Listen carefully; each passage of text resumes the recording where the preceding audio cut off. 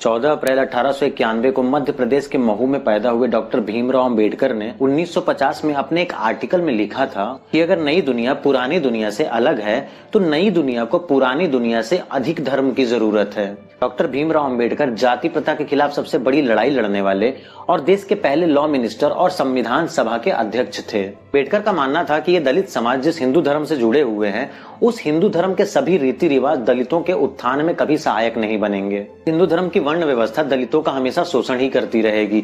इसीलिए अंबेडकर ने 1936 में ही हिंदू धर्म छोड़ने की घोषणा कर दी थी। तो आपको जान के हैरानी होगी कि अंबेडकर 20 साल तक ये तय ही नहीं कर पाए थे कि शोषित वर्ग के लिए कौन सा धर्म सही रहेगा।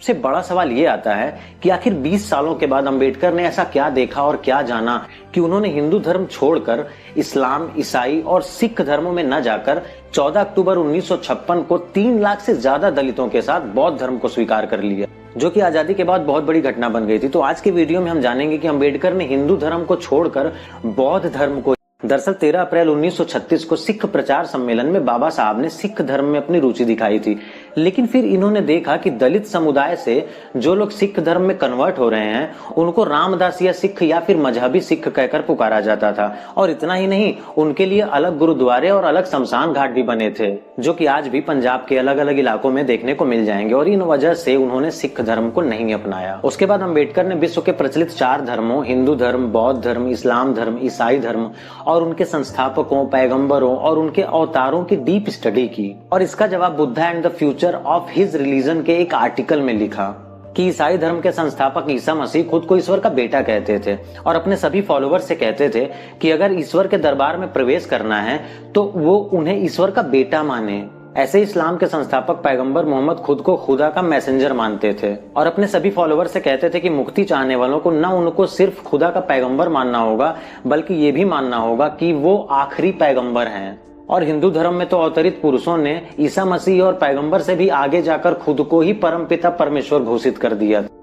इन तीनों की तुलना गौतम बुद्ध से करते हुए अंबेडकर लिखते हैं कि गौतम बुद्ध ने एक साधारण व्यक्ति के रूप में जन्म लिया, एक साधारण व्यक्ति की तरह अपने धर्म का प्रचार किया और ना ही किसी अलौकिक शक्ति का दावा किया और ना ही किसी अलौकिक शक्ति को सिद्ध करने के लिए कोई चमत्कार किया। और इस बात से अंबेडकर बहुत ज्यादा प्रभावित हुए। ईसा मसीह, पैगंबर और कृष्ण ने खुद को मुक्ति और मोक्षदाता कहा, वहीं बुद्ध ने केवल मुक्ति का मार्ग दिखाया। सबसे खास बात, अंबेडकर कोई भी ऐसा धर्म नहीं अपनाना चाहते थे जिसमें ईश्वर या ईश्वर के बेटे या फिर पैगंबर या फिर ईश्वर के अवतारों के लिए कोई जगह हो, क्योंकि गौतम बुद्ध एक मानव थे और बौद्ध धर्म एक मानव धर्म है जिसमें ईश्वर के लिए कोई जगह नहीं है। अंबेडकर का कहना था कि धर्म को विज्ञान और तर्क की कसौटी पर खरा उतरना चाहिए। धर्म को यदि वास्तव में कार्य करना है तो उसे बुद्धि और तर्क पर आधारित होना चाहिए, जिसका दूसरा नाम विज्ञान है। बुद्ध ने अहिंसा के साथ साथ समानता की भी शिक्षा दी, न सिर्फ पुरुष और पुरुष के बीच समानता बल्कि पुरुष और स्त्री के बीच की भी समानता।